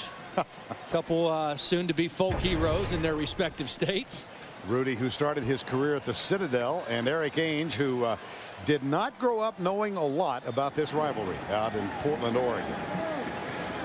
Hillsboro, to be precise, a suburb of Portland in the northwest. Little difference in Alabama. They're not moving around as much on defense. They got burned a couple times by moving and showing something too early. Little different look now. Hand off. Houston down at the 45-yard line. Well, let's go down to Tracy for more on Eric Ainge and his growing up in the Pacific Northwest. A funny thing, guys, before coming to Tennessee, Eric Ainge actually donned the crimson and white. He even chanted Roll Tide a few times. That's because Ainge's high school Glencoe is nicknamed the Crimson Tide. Now, is that ironic or what? What are the odds? Very strange. Oh, dear. 3rd and 6. I wonder how that happened. You think the principal was a Bear Bryant fan at some point or what? Maybe the Crimson so. Tide. That's bizarre. Yeah, it kind of is. Here's Ainge, pulls up, drills it too high, almost intercepted. Flag is down. Oh, Anthony Madison was called for interference in the first half. And then another late flag after that. That's Simeon Castile, number 3. This pass was very high. And the call is going to go against Ramsey Robinson, but that pass was high and probably would have been very difficult to catch. Eric Ainge stepped up in the pocket, moved around a little bit. Pass interference, number 17 of the defense. Penalty is first down at the spot of the foul. Costly penalty against Alabama. Watch again. Ainge stepped up in the pocket. A little bit of contact, but boy, I don't know if that warrants a pass interference or not. Again, probably a pass that Brett Smith would have had a difficult time making the catch on. Cedric Houston back in the backfield as Riggs is getting a rest, ineffective in the first half. Here's Houston, and he's ineffective on that play, as Chris Harris, number 91, is there to make the tackle. To come up with a play, a sack, a turnover, something, because they're not able to get much pressure on Eric Ainge. They've stopped the run, other than that one 13-yarder by Cedric Houston, but they've not been able to put any pressure on Eric Ainge, and he's been able to hit some throws on him. 2nd down 10, 17-0, and timeout is called. Alabama had to use a timeout there. Joe Kynes wanted to make sure they had the right defensive person. Tennessee played for the first time in 1901, a 6-6 tie in Birmingham. This one is 17-10 as we play midway through the 3rd quarter. A crowd of 107,017 have packed inside Neyland Stadium, the 87th meeting between these two. 17-10. This is the 6th play of the drive. Gerald Riggs back in. Here's the freshman Eric Ainge. Finds a receiver at the 22-yard line. That's Jason Swain, who has a touchdown catch on a 19-yarder back in the 1st quarter. Well, this has to be a game that Jason Swain gets up for a little more than others. As you mentioned, from Grissom High School at Huntsville, Alabama. He's got some friends on this other team, guys he knew from high school. But this is one where they probably didn't talk much this week. Probably talk after the game, but not before the game. Well, he and Darby are good friends. Here's the first down. Kenneth Darby, the running back. And that's a first down play to the 22-yard line. Let's go back and spend a moment with Tim Brando in New York. Well, we were telling you guys. All right, Tim, thank you. 17-10 here on the handoff. Here goes Riggs. There is a flag as Riggs is tackled at the 9-yard line by Roman Harper and Anthony Madison. What a tough penalty. It's going to go on Chris Hannon, I think, the wide receiver by Tennessee. Again, they're not going to the right side as much here in the second half, going behind Munoz and Rob Smith, the left guard. That is a 12-yard run followed by a 10-yard penalty from the spot. And it results in a 2nd down and 5 at the 20-yard line. Gerald Riggs is the running back. As the handoff comes left, cuts back. Aaron Sears was up there providing blocking help, and Roman Harper makes the tackle. Gerald Riggs, his dad was a 3-time Pro Bowler, Atlanta and Washington. I saw Papa Riggs on a sports talk television show last night. Oh, yeah? Yeah, he was opining about the baseball playoffs with Jamie Dukes, the old Atlanta Falcon guard. Fun to watch him. 3rd and 2 at the 17. That was while you were having your victory cigar last night. 3rd and 2. Anderson is the fullback. Ainge right side. Jason Swain. Oh, he did a nice job of avoiding the tackle just long enough to pick up a 1st down. Robinson and Pepra were there. Jason Swain, nifty run. A little bit of off coverage by Robinson. Nice throw by Ainge, and then Swain, after he probably went behind the 1st down, used his strength to get past it again for the 1st down. You know, big game for Jason Swain so far today. Hand off to Gerald Riggs going right. And down at the 6-yard line. Cornelius Wortham, number 16, made the tackle. Philip Fulmer has to be real pleased with what his offensive line is doing here in the 2nd half. I mean, they did not run worth a lick in the 1st half. Being an old offensive lineman and line coach, they probably got after him a little bit in that locker room and said, hey, we have got to run the football to win this game. We can't go 3 and out. We can't not control the football. There's Riggs on 2nd down. He gets inside the 5 to the 4. Rudy Griffin, number 90, makes the tackle, and Ramsey Robinson was there to help as well. Gerald Riggs spent time as a young man in Nevada, then back in Atlanta where his dad was playing. Moved to Chattanooga. High school career at Chattanooga, storied in this state. 6,000 yards, 90 touchdowns. Now Cedric Houston is in on 3rd down.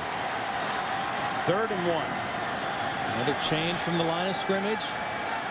Randy Sanders calling in a new check on 3rd down and 1. Play clock, they just do beat it. Here's Ainge under pressure, tipped, intercepted. What a play by Cornelius Wortham. Oh boy. Tipped it and grabbed it. And the look of disappointment on the faces of Doug and Diane Ainge.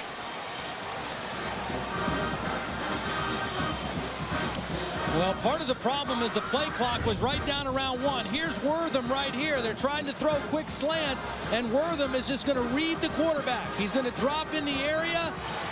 Actually came from the middle linebacker spot and got a hand on the football, watching the quarterback the whole way from the blind spot. Pressure applied by Todd Bates.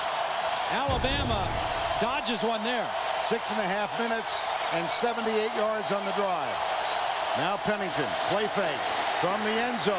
It's caught, but only 3 yards are gained as Castile is knocked down by Jason Allen. Let's take another look at that interception.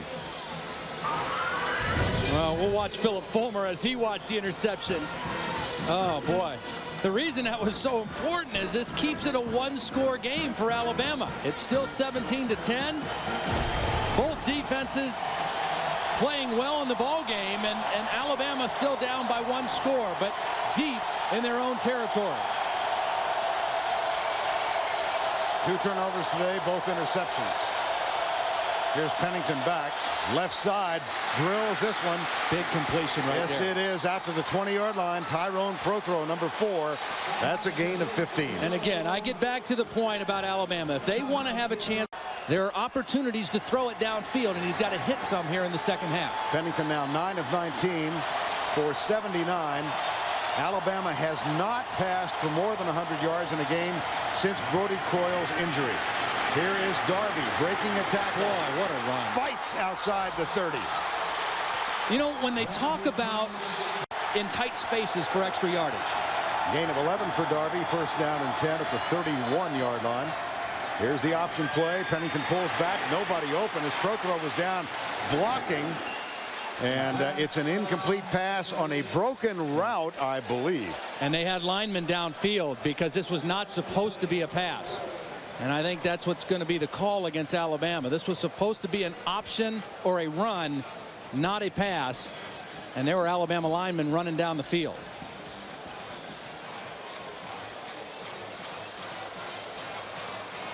Steve Landis is going to confer with one more official. Come over to the side. We've had a lot of conferences in this game. Yes, we have. Interception by Wortham at the 2-yard line. They've moved it out this far. They trail by 7.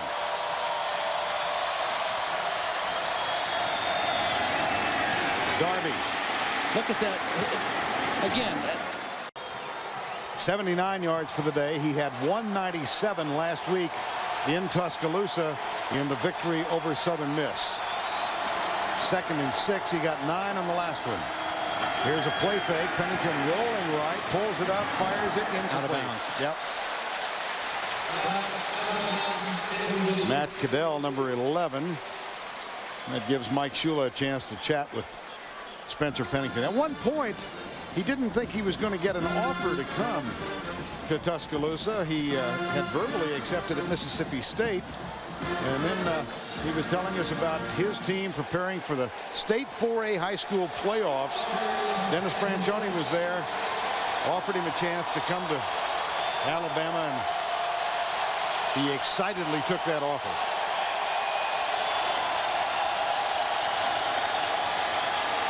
He's nailed. The catch is made by Knight. Ezekiel Knight at the 40, but it's a yard short. And Kevin Burnett nailed Knight, or nailed Pennington rather. Both clean hits, both serious hits. One on the quarterback, one on the receiver, and Alabama's got to punt the football. Kevin Burnett packs a wallop now. He's 6'3", 235 pounds, caught him right up in the midsection. And then after the catch, Ezekiel Knight leveled by Jason Allen, the free safety. 2 clean hits. And Alabama's got a punt. I think back to when Kevin Burnett welcomed us back out of commercial, and he looked at the camera and said, "Boo." Here's the hit again.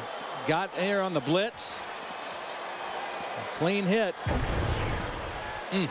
And there's a flag and another conference. Might have been a sideline warning on Tennessee. I think they were overly excited there. 17-10 Tennessee. We'll return to Neyland Stadium right after these messages and this word from your local station.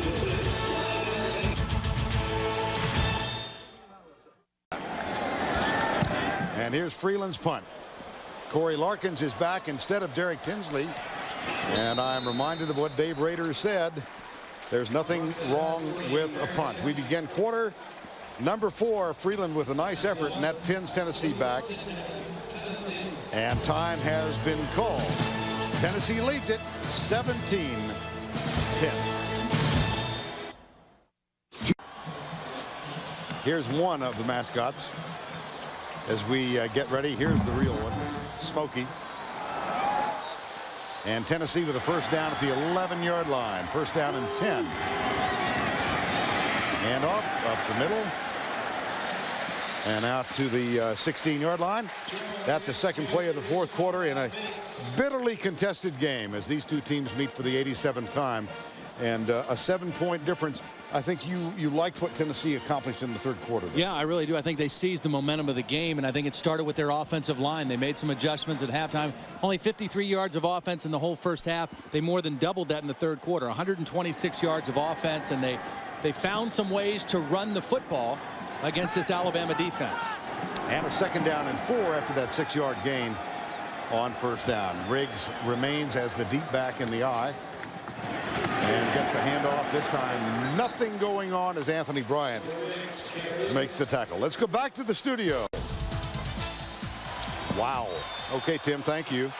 Notre Dame gets a bye next week. Yeah, some teams just play great against certain teams. That's the way it is with Boston College and Notre Dame. They just get up for that game and just play extremely well against them. 3rd and 4 on the ground out to the 20. That'll be short of the first down, and the Volunteers will have to punt. 4th and 1, and Colquitt has had his problems today. 1 of 18 and 1 of 27. Brandon Brooks, all 5'5" of him, waiting for it at the 32-yard line. This one's short. Bounces though and gets a Tennessee roll inside the 35 down. Welcome back to Knoxville, Tennessee, up 17-10. We were wondering earlier why wide receiver Derek Tinsley of Tennessee was not in the game. He suffered a mild concussion in the second quarter. He will be back in on punt coverage and offense only. He will not return punts. Vern? Okay, thank you, Tracy. First down and 10, Alabama, trailing by 7. Spencer Pennington will throw. Good protection this time across the middle. That one's caught by Castile, and he breaks a tackle and then is rudely brought down at the 43-yard line. Yeah, that's a little bit of protection. Allowed Pennington to stay in there. There's one missed tackle by a linebacker, and then Jason Allen finally gets the tackle. That was Johnny Poe, yeah. John Poe, number 56, and move the football. Let your defense rest a little bit. It's still a one-score game. You can't afford 3 and outs at this point in the game. Second half, averaging 7 yards on each first down. Here's a reverse. Keith Brown going right, gets a terrific block from Evan Mathis and flies down the sidelines. They might call holding. I don't think that's a flag. I think it's a shoe. Okay. It looks like a flag, but I think it's a shoe. An orange shoe. Rashawn Fellows is the fellow who is shoeless. 17-yard gain, first down at the 39. Here's Pennington, play fake. Across the middle, too high for Tyrone Prothro. A little too much zip on that one. A little bit of adrenaline on that one by Spencer. And let's go back and spend a moment with Tim. Alabama. Spencer Pennington, 11 of 23. This team yet to throw for more than 100 yards in the game under either Pennington or Gillen. Here's Darby, cuts it nicely and spins. What a terrific run. Oh, boy, that.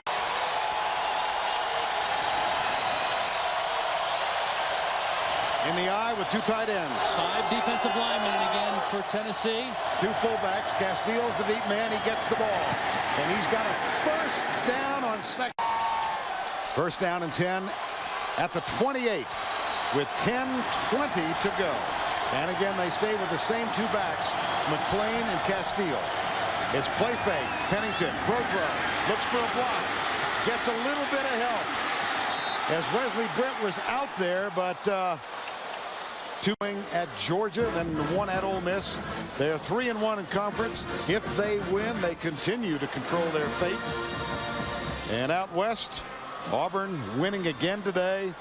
Alabama, LSU, Ole Miss, Arkansas all but 2 defeats.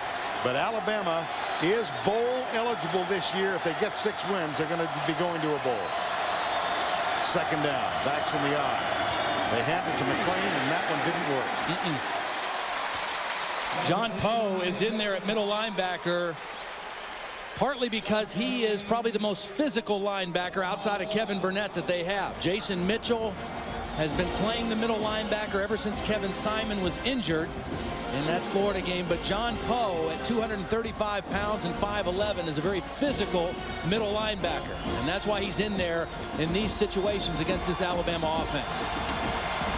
9 minutes to go on the road, 107,000 watching, roaring. It's 3rd and 3.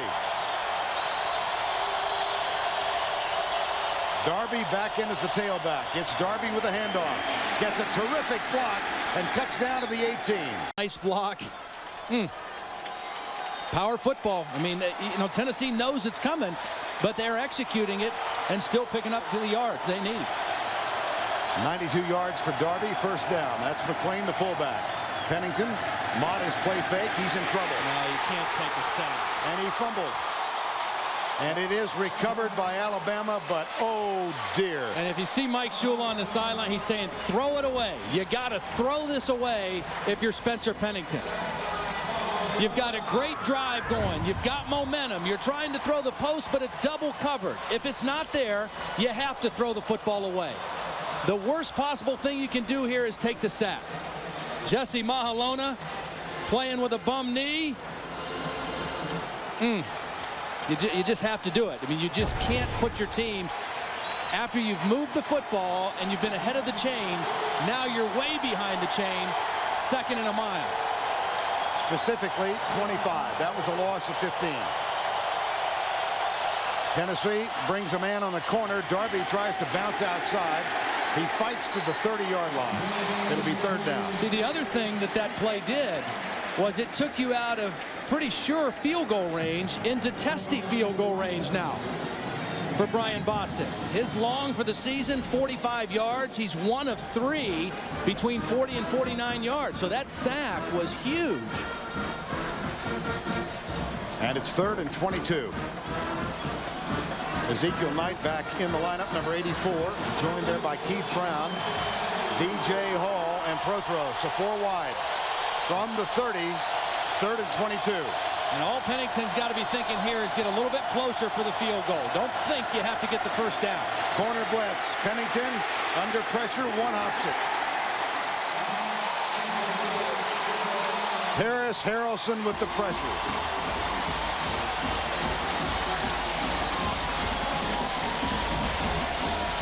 Third down and 22. You know it's passed. So they're just going to rush the 3. They're going to drop 8.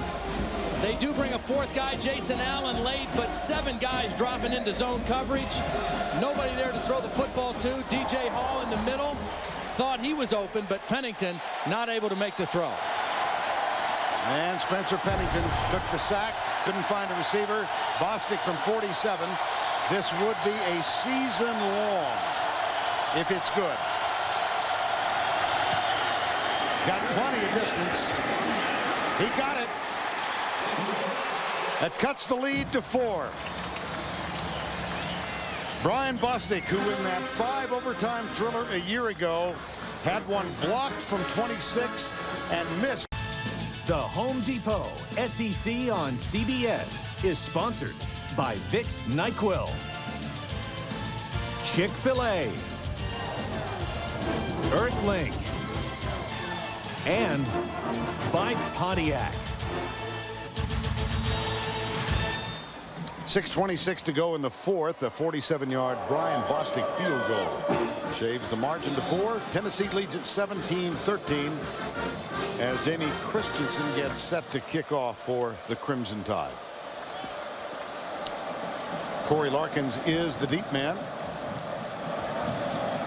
wearing number 23. He awaits it at the goal line. Another boomer. Boy, he's an effective weapon. Yeah. That comes out to the 20. Now this week's Scholar Athlete presented by Red Lobster. Rob Smith, a sophomore, GPA of 349. He's a major in criminal justice. 2003 academic All-SEC. Red Lobster's commitment to the investment of our future is shown today by donating $1,000 to Tennessee's General Scholarship Fund. Remember what Randy Sanders said about him yesterday? That was great. Said he gets stuff all over. He plays. He said you want to pat him on the back, but you don't want to hug him. Yeah, I'm not sure what you'd come away with. He's having a wonderful season in 2004. Tony Brown in motion. 17-13, ball at the 20. They hand it off to Riggs. That's 1. D'Amico Ryans with the tackle. Let's go back and check in once again with him in New York. All right, Vern, Garrett Reed game. Indeed. Nice pronunciation there, Tim. Third down. 3rd and long, 2 running plays for nothing for Tennessee. Now Tennessee has run for 56 yards here before those 2 plays, compared to only 9 in the first half. Very important in order for them to hold on here to run the football, because running it eats up clock. Now 3rd and 10. Eric Ainge may have to put it up in the air. Swain is the deep man, widest to the left. And Eric Ainge out of the gun. Officially 3rd and 9 from the 21. And they hand it off in the draw play. Stuffed at the 25-yard line. Freddie Roach, and this crowd is responding to the conservative nature of the call by Randy Sanders. Well, I think part of that is out of respect for the Alabama defense and their ability to force turnovers. 17 turnovers forced coming into the game. You've got a freshman quarterback. Alabama has to score a touchdown. A field goal doesn't do them any good. So you punt the football, you let the clock run, and you hope your defense can come up with another stop. Dustin Colquitt to punt for the 7th time, averaging just under 40 in this game. And what they're saying is, rather than let the Alabama defense beat us, we want to make Spencer Pennington beat us. That's the odds that they're playing right now with that kind of call. Here's the snap. Return is on. And Brandon Brooks comes up, does not get a chance to catch it. That's Chris Hannon who lets it roll to the 28-yard line. 47-yard punt, nothing on the return. Alabama with Spencer Pennington at the controls. They have the ball and they trail by 4. New. Neyland Stadium in Knoxville, 4:21 to go, 17-13 Tennessee. Let's check the CBS Sportsline stat of the game. Total yards, 111 for Alabama since the first quarter, but 201 for Tennessee. Get complete game stats at CBSSportsline.com. As a boy growing up in Fayette, Alabama, I can only imagine that Spencer Pennington fantasized about this moment. A chance to lead the Crimson Tide to a come-from-behind victory at Tennessee. Well, he gets the first down pass complete to that all career highs for him. He's over the 100-yard mark, but only one pass play of 20 yards or more. He's going to have to hit another one to put his team in a chance to win. Draw play. Darby nailed. Kevin Burnett. Jesse Mahalona stuffed the play. He got the penetration. Burnett gets the tackle. But Jesse Mahalona, playing with the bad knee, still giving his team a boost. I really think the last couple weeks he has played outstanding football. Gets the push, forces Darby to move behind the line of scrimmage, and then Burnett able to finish him off. Playing on that bum left knee, Mahalona from Kailua Kona, Hawaii. Junior college transfer, first year in Knoxville. Second down. They'll give it to Darby. He comes left, and he runs into Jason Allen at the 40. Remaining. And I think Spencer Pennington needs to get a little more sense of urgency about what he's doing here, because again, they need to conserve as much time as they can. They're not into a hurry-up offense yet, but they need to speed up their tempo.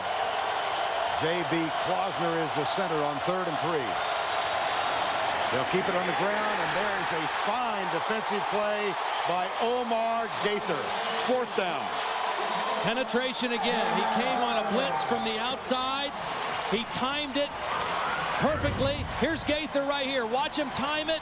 Hits us on the run, and nobody can pick him up.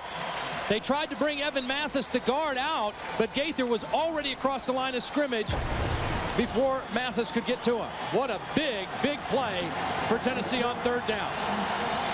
Here's the ball game. 4th and 6. 3 wide receivers wide right, 1 is left. From the spread, it'll be a 5-man rush for Tennessee. Pennington goes for Prothrow, and he was open by 3 yards. The passer, though. There's going to be a roughing the passer on Tennessee at the end of this play. Of all the penalties at that point, none could be worse for the Volunteers.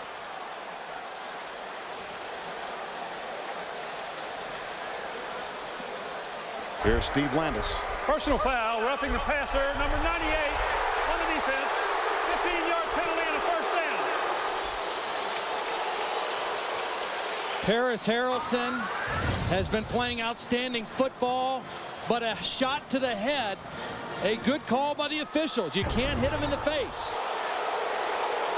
They got the incompletion. They would have had the ball and gone into the victory formation. As it is, Alabama with new life and a new set of downs. Wow. Alabama has 2 timeouts remaining, 96 seconds to go in regulation. These two teams a year ago, 17-17 at the end of regulation. They went 5 overtimes. This one doesn't seem destined for overtime. This is all or nothing for Alabama on this drive. Play fake, screen pass, left side, Castile. Another great defensive play. This one by Jonathan Hepney. And Tim Castile is hurt. I mean, he got his legs cut out from under him, and he probably took a helmet right on the thigh on this play by Hepney. Well defended, diagnosed by Hepney, read the screen, got inside the block, and cut down Tim Castile. And the clock continues to run. Yeah, and no sense of urgency by Alabama. They need a touchdown, not a field goal. Wasting too much time. Pennington back. Good blitz pickup. Goes deep. It's intercepted. Picked off by Tennessee. Corey Campbell, number 26.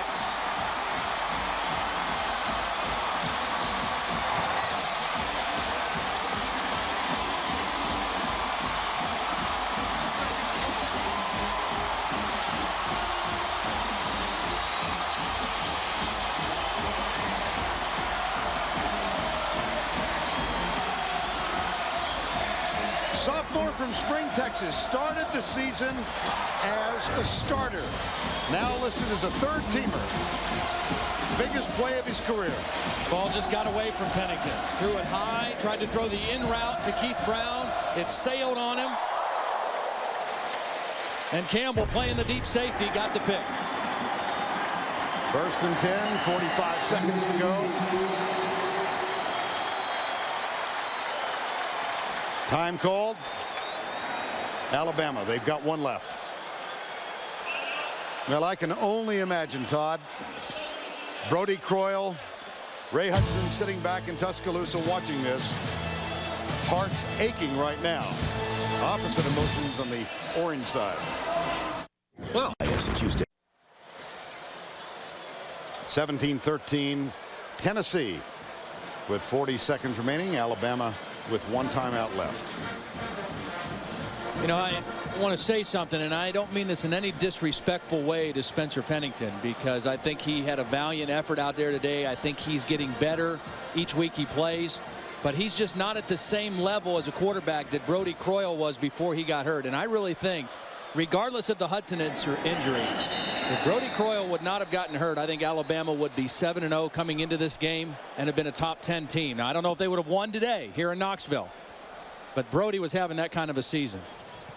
Eric Ainge, there is a flag on the last play. Croyle watching back home. This is his best game. Yes, I mean, I think he grew up some today. Absolutely. 14 of 28. But, you know, every experience is a new one for him right now. Last penalty against Alabama. So the Volunteers are going to take it out to 6-1. I'm thinking of Mark Richt earlier this week as his team gets ready for Arkansas. He said, I can't believe I'm saying this, but roll tide. Well, the Georgia Bulldogs getting ready to play the Razorbacks up in Fayetteville, and they were hoping for an Alabama upset because they need someone to knock off this Tennessee team.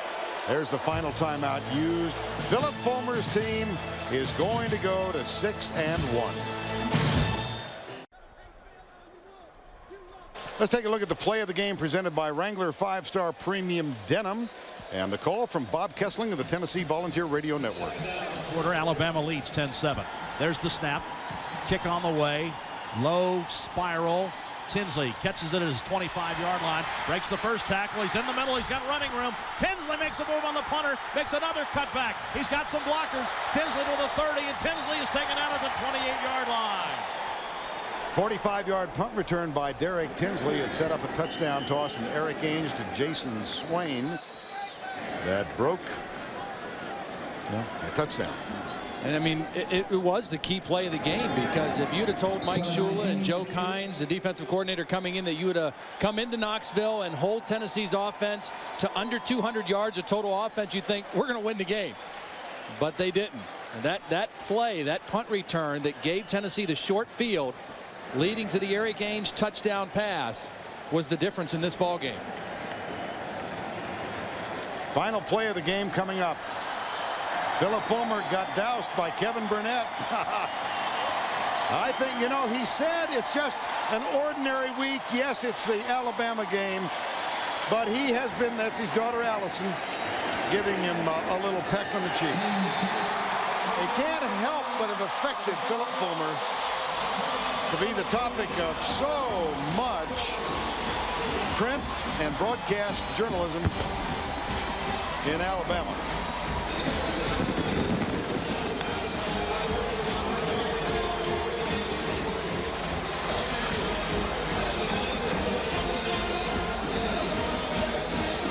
Philip Fulmer back in July decided not to attend media days in Birmingham upon the advice of his attorney.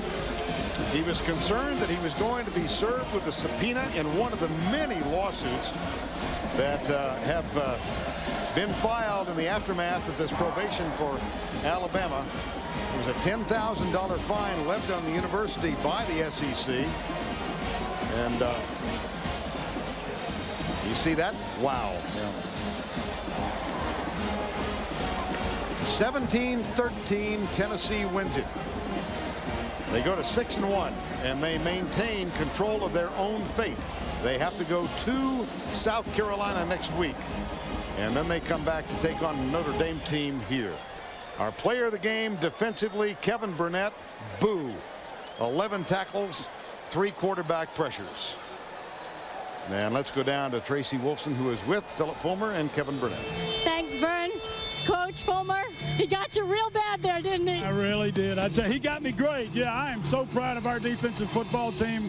Just played lights out, and to come here and get this win tonight with all this team has been through is just they're an unbelievable bunch of young men. Not only an SEC win, but a win over Alabama, your rivals. What does that mean to you guys? Well, it's huge for us. All that we've been through in the offseason, and now, you know, we got the house in the car for another week, so we just got to play balls out for the next couple of weeks. With the offense struggling, did you guys know you had to do something to step up and win this game? Yes, ma'am.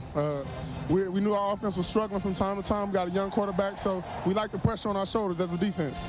You told us this team is so much fun to coach. How proud of you are you of them? I am really proud of them. You don't know how well everybody that's watched us has seen how far that we've come as a football team, and it's really special to go to work with them every day and watch them improve, you know, and they've got such great heart and character. And I tell you, the Alabama team did too. It was a heck of a Tennessee-Alabama football game. What's with all these winning these close games, winning ugly? What's going on? They're the heart attack kids, I guess. But if that's the way it's going to be and you get a win, you're happy with it, you know. Thank you, both of you. Congratulations. Back to you, Vern. All right, Tracy, thank you. And our congratulations to the Tennessee Volunteers. It was a hard-fought win. Yeah, and to me, that's what Alabama-Tennessee is. It's what SEC football is. And I, for one, hope that this legal stuff they'll get rid of it. It'll go away. I think this game is better than that. This rivalry is better than that. And it's, you know, it doesn't affect the players. It doesn't affect the coaches per se when they're out there for 60 minutes. It's a fan thing. It's a media thing. It's a lawyer thing. And I think it's disgusting, really. I really wish it would just go away. Now, Tennessee opened up with a fumble return by Paris Harrelson. Gave him a 7-0 lead. An interception set up the Alabama touchdown. It was 14-10 at the break. That big play by Derek Tinsley to set up the go-ahead touchdown. And then they went back and forth. Ultimately, Tennessee wins it 17-13 to go 6-1 for the year and 4-1 in SEC play. Tonight on CBS, it's a night of drama and mystery. Don't miss Cold Case, NCIS, and a new edition of 48 Hours Mystery tonight on CBS, America's most watched network. You know, it's a privilege for us to do these games. Absolutely. This was memorable. For Tracy Wolfson, Todd Blackledge, I'm Vern Lundquist. We'll see you next week, Georgia and Florida. I would like to make a donation.